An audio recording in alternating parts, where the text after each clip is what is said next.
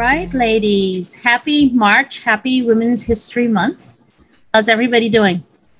Awesome. Doing Awesome. Okay, so everyone, welcome to Mosaic Mommies Open Mic Conversations. And this month, because it's March, we will be focusing on the amazing things that women have been doing, by the way, this is nothing new, right? And are currently doing. So today's discussion, we are going to highlight some women founders that have been working on companies and brands that people don't usually associate with women, right? And not to diminish the accomplishments of anything else outside of what we talk about today, but I think there's a sort of stereotypical mindset that thinks that women can only start beauty companies and fashion companies and that sort of thing. And that's absolutely not true. There are lots of women out there that are doing other things. And so we just wanted to do something a little different and highlight some of those women today. All right, Kendra, do you want to kick us off? All right, everyone. So for my female entrepreneur, I wanted to highlight, and apologies if I butcher her name, but Rana El Kalioubi. And she is an Egyptian American computer scientist who founded the company Affectiva. So this company I thought was really cool. So they use AI technology to help big brands analyze actual human emotions and faces and take that information and bundle it into their marketing, the way their products and services work, their customer experience. And I just thought that this was really cool because as women, you know, we're usually in tune with our emotions. We're always able to read in between the lines and whatnot, and, you know, just look at someone and know, you know, especially in business meetings, kind of what they're thinking and how they're feeling.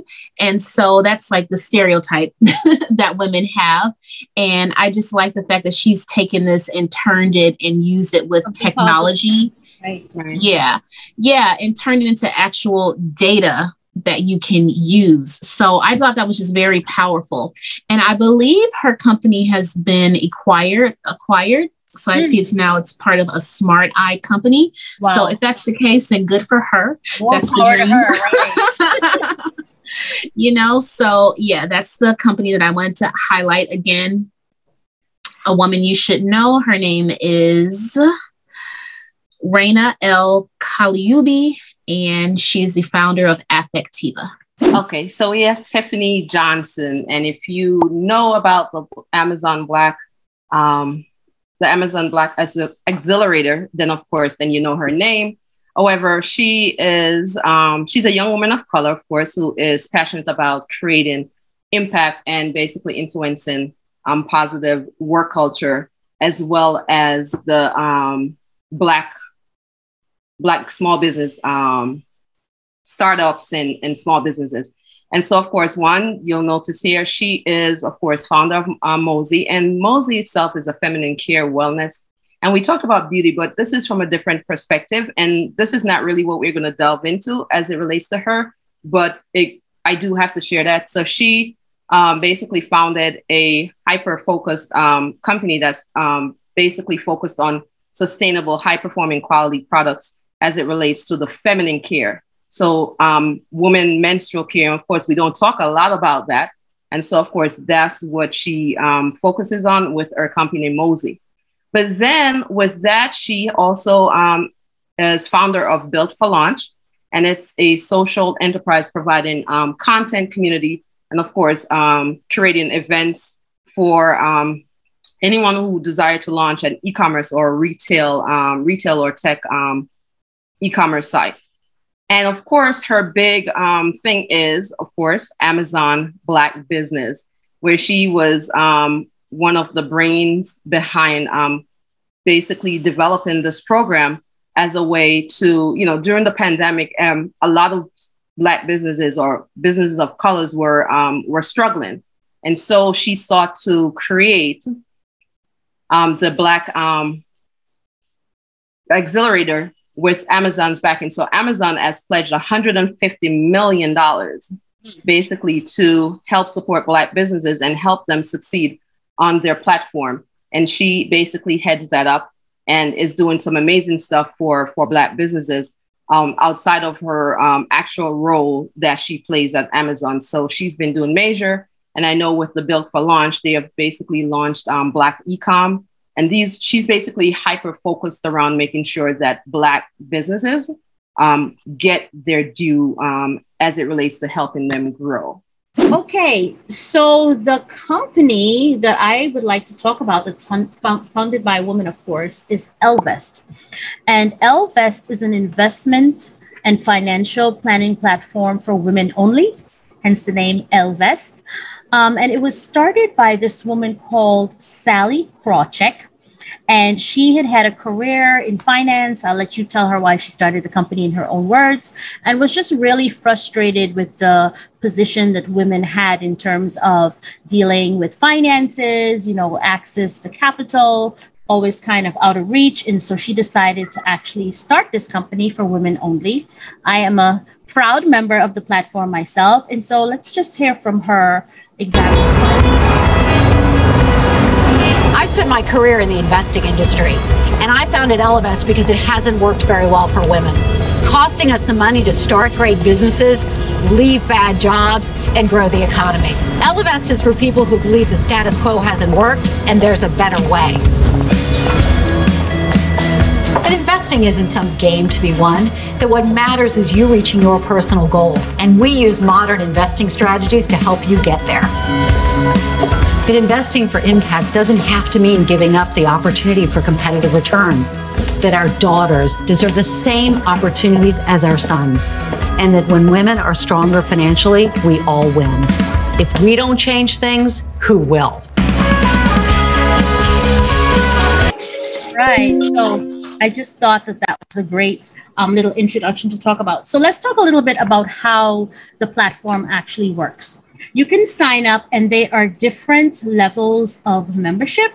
And let me just go back to the website and show you guys exactly how it works. So there's a basic level where you can just sign up and kind of learn about investing and see what the platform has to offer. And then they are more than affordable options after that, where you can actually have access to a coach that can help to guide you with your finances. There are also lots of events and things that you can attend. I think we can all agree that just about everybody can afford to pay between $1 and $9 a month to access this platform. And so as a result, every time I log on, I was just sharing with Kendra and Nicole, I always look to see how many women are a part of the platform. And as of today, it's 662,941. And every time I log on, that number increases, which is great. So, the reason why I like this platform specifically is because, as an entrepreneur, I don't have a 401k, I don't have a retirement plan. And so I have to save for myself. And so I've been using the platform to, set up an IRA, a SEP IRA to plan for my future. And it just really makes me feel safe and empowered as a woman to have control over my finances today, as well as what my finances will look like going forward into the future. And so I just wanted to share this amazing platform with you guys. You should definitely check it out. You just go to elvest.com and you can take a look and, just sign up for the free membership and look around and see what's available. I think that, every woman should be a part of something like this. All right. So what do we want to talk about next? You guys have other women you want to highlight, or should we talk about some women of the past who have done amazing things that people may not know about?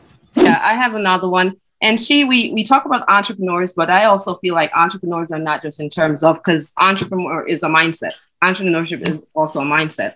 And so I have my next person is Nedra Dixon. And of course, her main role, and I wouldn't say main role, but she heads up, let me just share my screen.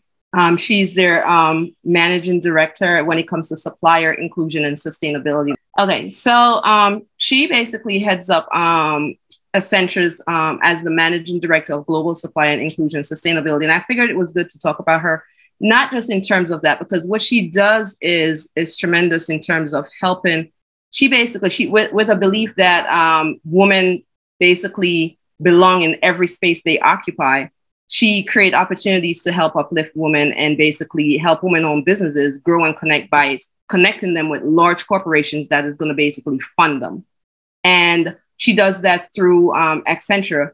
And with that also, be on boards, for example, like the Women Business Enterprise National Council Board, Georgia Minority Supplier Diversity Council Board, the U.S. Pan-Asian Pacific Council Board, Canadian Aboriginal Supplier Development Council, Supplier Diversity Leadership Council, all these major boards that will help when it comes to major procurement for women-owned businesses as a way to help get them those funding and that money that they need to help them to grow, not just in the US, but across US, Canada, the UK, Ireland, India, and South Africa. So she's doing this across the world in terms of helping women-owned businesses to get that corporate money so that they can grow. So I just felt, because we, of course, Mosaic Mommy talking about diversity and everything, someone who's basically doing it across the board, not just in the States, but, traveling across the world to make sure that this gets done. That's awesome. Yeah, I love seeing more women in C-level suites at these big organizations. So right. Accenture, of course, is,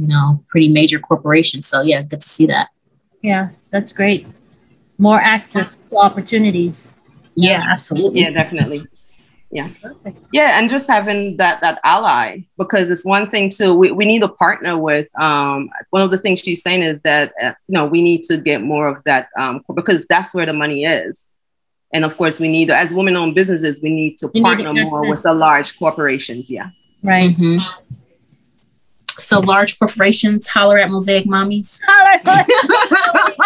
Yeah. Right. Exactly. Okay, so I guess I'll go next. And the brand that I want to talk about is called Cradlewise. And, a little bit too late for me, but as moms, we know that getting that baby to sleep for as long as possible. Oh, yeah. Especially those first 3 months. Woo! I don't know how we survive that. Anyway, so this company is called... The cradle rocks the baby?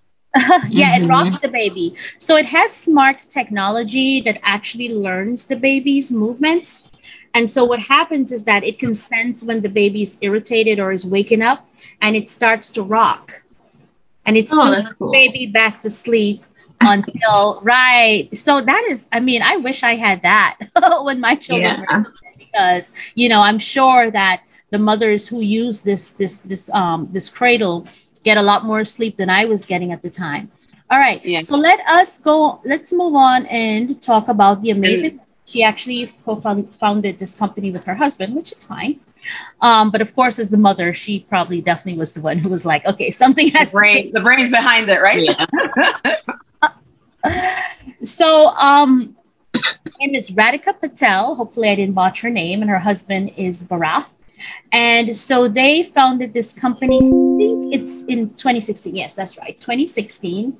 And they were able to raise about $7 million in seed funding, which is amazing. I think that more women need to hear this, because I think we tend to feel that we have to bootstrap everything and struggle for years on end. But if we know how to position ourselves and our brands, we can go for that seed money and position ourselves in a way where we get it from the beginning, so that we're not struggling for years before we get to this point. And so, 2016. And ever since the brand has been launched, of course, it has been very popular with mothers all around the world, for obvious reasons. We know why. And so I just thought this is a combination of real life experience and technology and, all the amazing things that probably went into this product. And so I just wanted to give her a shout out. I had to, the reason we're doing this is because if we were to sit in a room and ask someone about women-founded businesses, right? I would have known about her unless we went through this exercise. And so we all make a point of educating ourselves and exploring, not just for inspiration, but also to be aware of all the amazing advances that are happening in the space and all the great things that women are doing. All right. So that was my second shout out that I wanted to do. Kendra, you're next. Wow, an airline. Yes. Yeah, so this one, I miss traveling. It's been 2 years since I've been on a plane. But escuair is an airline, and it was the first airline to be founded by a Native American woman, an indigenous woman. So I'm just going to let the video play in the background. I'm not going to turn on the audio just while I talk about her. But Tiara Fraser, she lives in, I believe, Vancouver, Canada, and she has been in love with planes her entire life, and she was a pilot, and she decided to break into the airline industry, which even for men, starting an airline is quite difficult. And it's not so much even just starting the airline, but getting space at an airport. Right. That's the hard part, because, the major, we won't say, but JetBlue, Delta, all those, they pretty much have those slots at the airports on lock. So this was a huge undertaking, like other than like Richard Branson, who's a billionaire. Right. We don't really hear too many people starting their own airline. So this was great for her. I also looked her up online, and she, there were some news articles about new places that they've been flying into and adding into their flight paths. So, I wish her much success. If I do have the opportunity to fly escuair, I will definitely do so. I don't know, but I feel like I would trust a female pilot. Yep, right. She would take more care. She would basically, because we would check everything, double check, triple check. Yeah, because that's how women are. I just think about that movie with Denzel Washington. Oh my goodness. Yes, that was not a thing. Nope. We're not doing that. I should not. I know I have that in my mind whenever I get onto an airplane. So I feel like, seeing her as the pilot would definitely give me some comfort. So yes. So they are selling tickets now. So if you are leaving, I think they're based in Canada. Okay. So at the Qualicum Beach Airport. So I'm not sure where that is, but you guys can look up YVR South Terminal. It's the airport. So, British Columbia. Yeah. So they are in Canada. So yeah. That is amazing. See all their flight schedule here. Tickets from $145. So yeah. That is definitely worth highlighting. I mean, right, yeah. It's like, wow, Yeah. Yeah. Oh, and I had seen this article too that was on, if I can find the article, what it's like to decolonize the sky. So I'll put this. I'll take the title. I love it. Yes. That is a great title. Wow. Yes. I love it. Yep. Totally decolonize the sky. I love it. I love it. Yes, the future is female, as they say. It totally is. I think the man needs to step back a bit and let us take over for a little bit. We've had hundreds of years of time to, do a lot, and they have, right? But I just think that it's our turn, because we will do things a little differently, right? So yeah, absolutely, our turn to contribute more. Okay, so I wanted to talk about a brand. We're talking about women founders, but I want to talk about a brand that I'm crushing on lately that has always been doing a lot. I don't know how come I never noticed it until now. Like as I was doing research, I realized that, this year, for some reason, they've been in the forefront, but they have been actually working on empowering girls from diverse backgrounds for a really long time. And I guess I didn't notice because I have an older daughter. The brand is Barbie, who doesn't play Barbies anymore. And my younger daughter is not quite into them yet. So maybe that's what it is. But I wanted to give the Barbie brand a huge shout out for an initiative that they have launched in honor of Women's History Month, where they have created one-of-a-kind iconic dolls of women leaders. And these women, this is a better look at them. So everything ranging from science to beauty to, a whole array of really diverse women. Shonda Rhimes is the one in the middle. Yes, right. That's the headline that I actually saw that drew me in, and then I realized that it's an array of iconic dolls that they are creating in the likeness of diverse women who are making strides and huge impacts in their fields. And so as I was doing the research, I realized that this initiative that they had actually started back, I think, all the way in it's been going on for some while. 2018, it's called the Barbie Dream Gap Project. And this initiative was launched to address why girls usually start off as young girls really, into everything. And then something happens along the way. And part of the reason that some girls tend to fall off is because self-esteem issues, not really seeing themselves portrayed in positive lights around them, right? And so Barbie launched this initiative where they partner with nonprofits to work on mentoring programs, education programs, and they have this huge drive to create dolls in the image of all girls around the world so that they can relate to the dolls as little girls, and then also imagine themselves as they grow up as really successful women. So I just really wanted to give Barbie a huge shout out for that. I hope that they continue Love those dolls. With this initiative. These dolls, I want to buy them, by the way. I'll play with them. Do not touch, right? And so, earlier this year, I know they also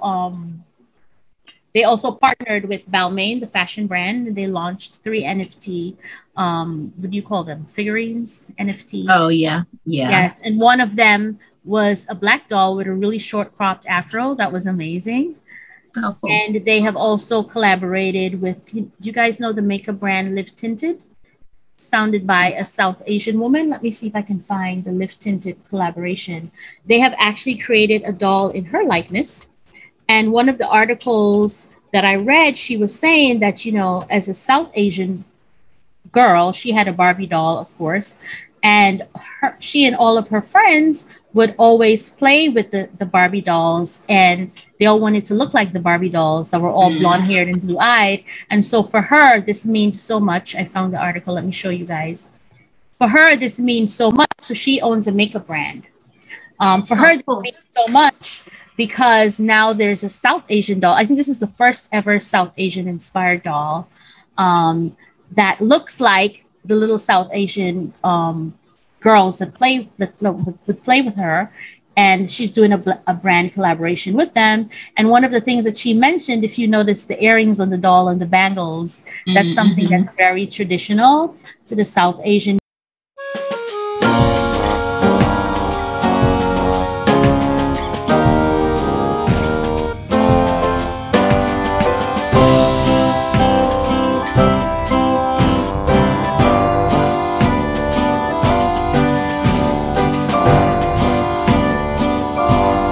That's great.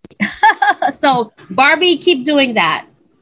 And all the they make me want to go buy dolls now. That's what I'm saying. I think I'm going to buy some of the dolls and hide them from my 6-year-old. She's into cutting hair. Yeah, I see this one peeking over because she had Barbie bald. dolls.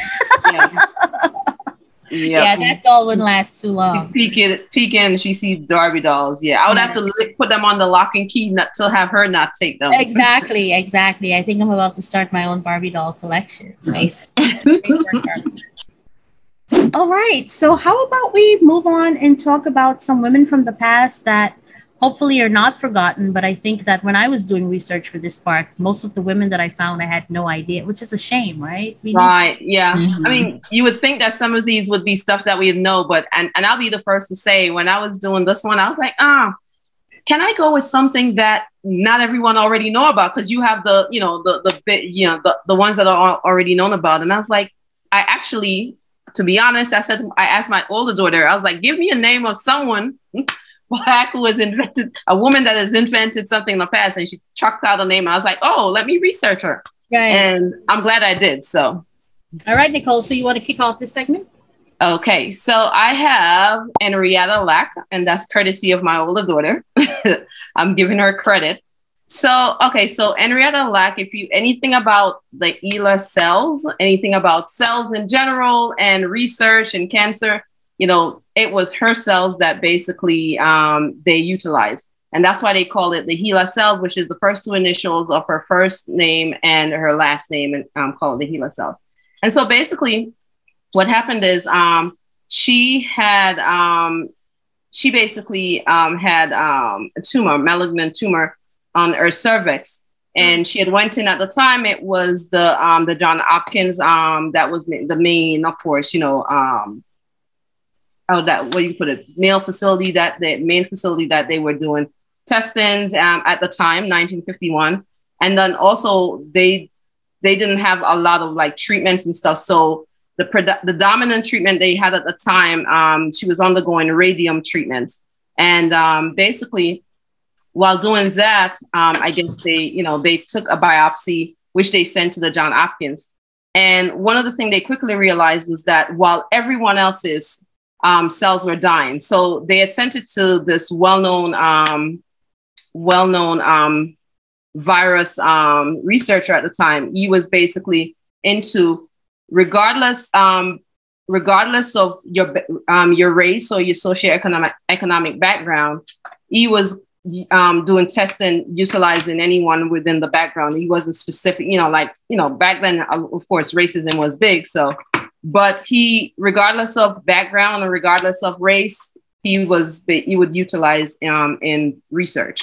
And so, of course, he would send her her cell, and he quickly realized that her cells were different from everyone else's cells. While everyone else's cells were dying, hers were, basically multiplying at a very fast rate. Instead of dying, hers were just multiplying and duplicating quickly.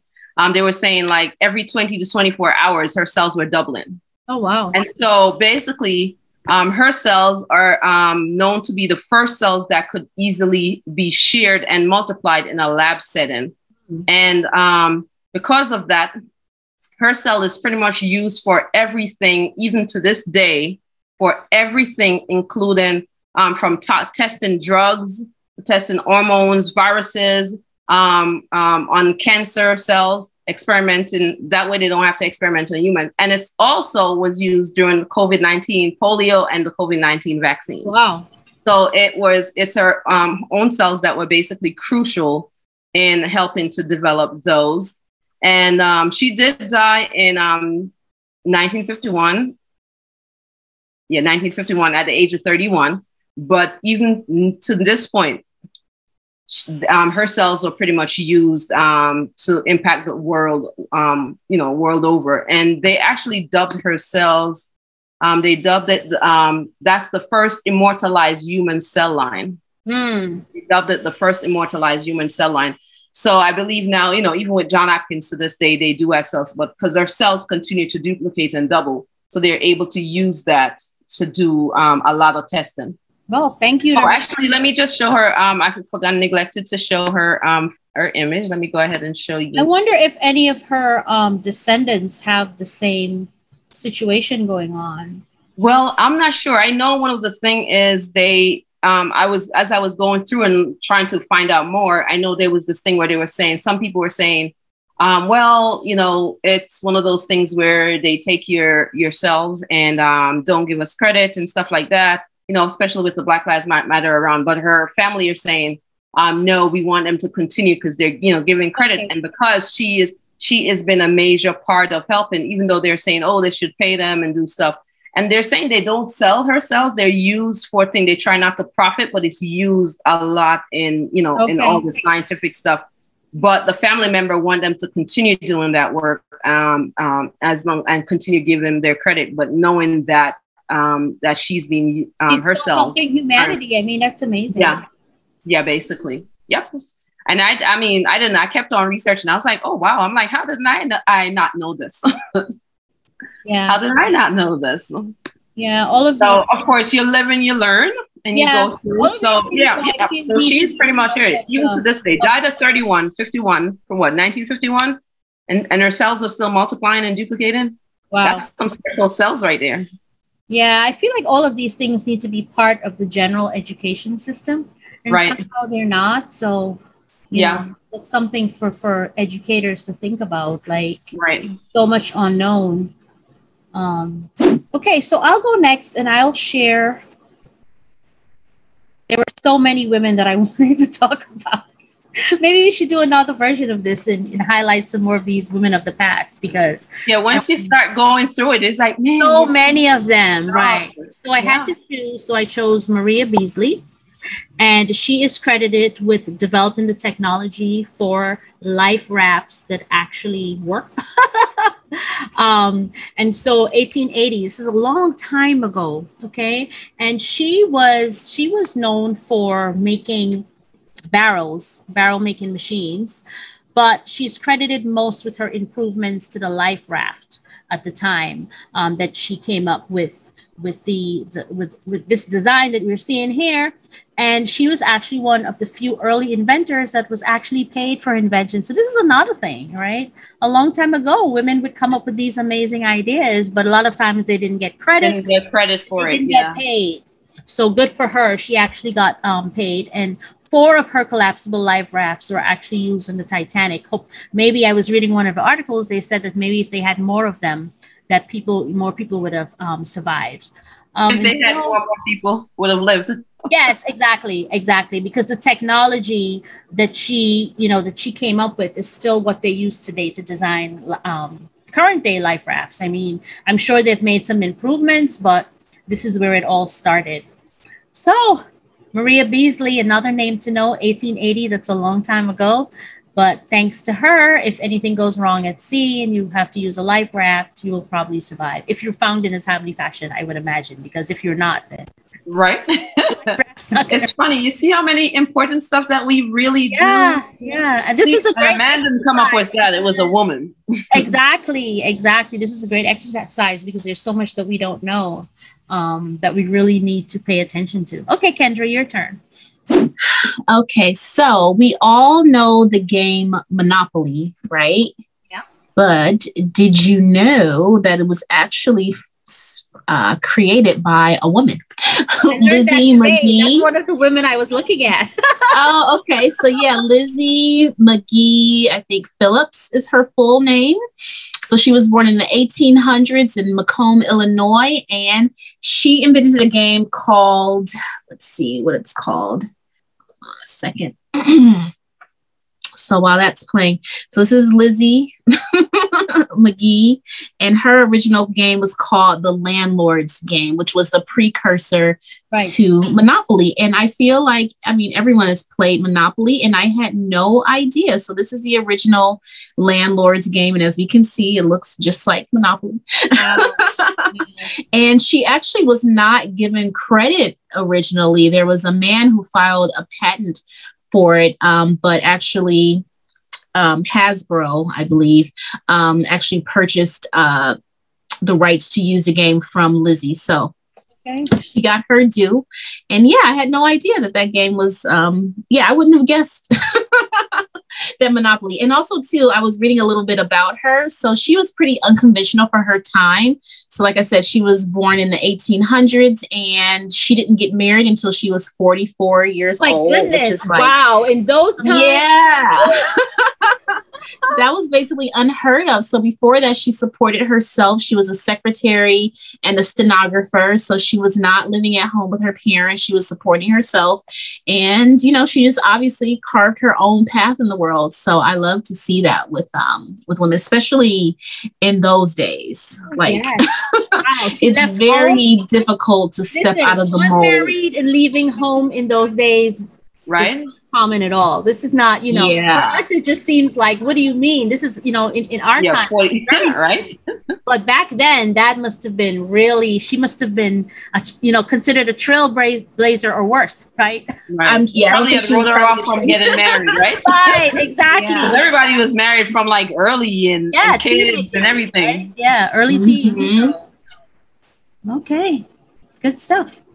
What do you guys think about the theme of this Women's History Month? What does it stand for? What is that? I don't even know. Break the bias.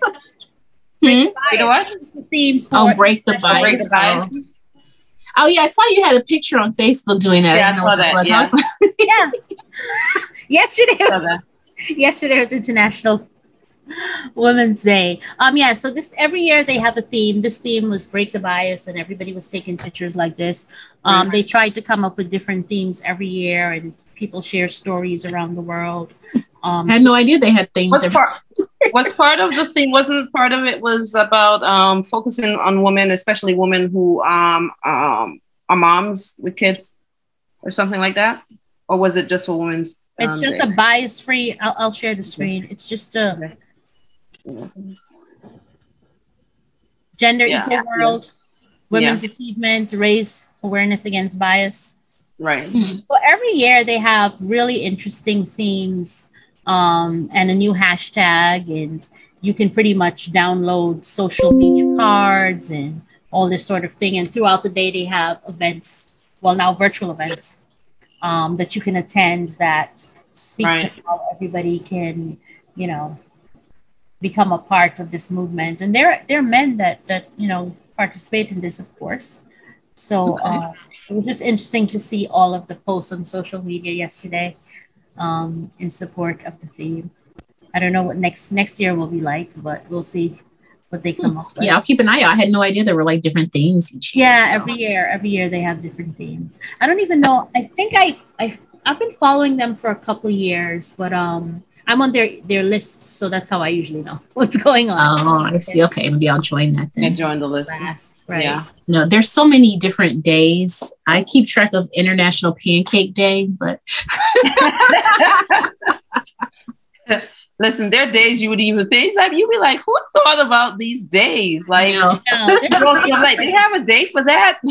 There's a day for everything. But to the point where you have multiple things on one day. Like, yes, okay, I guess it's based on what's important to you, right? Which one you're gonna choose? Exactly.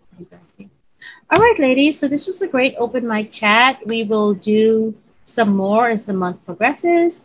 And if you guys have any topics or you have any amazing brands that you'd like to bring to our attention, please let us know. Follow us on social media at Mosaic Mommies, and we will see you next time. Bye.